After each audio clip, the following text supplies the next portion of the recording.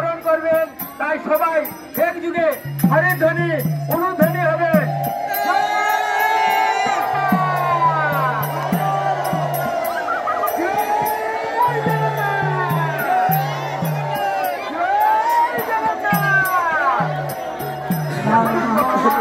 রশি বান্ধা হয়েছিল।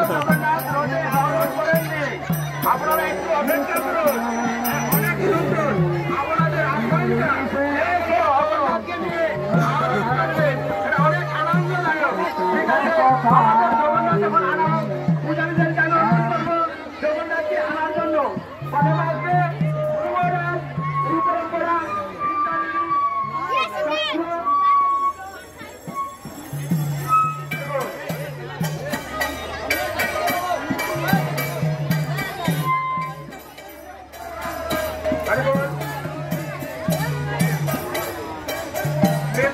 আমি পিছনে যাওয়ার জন্য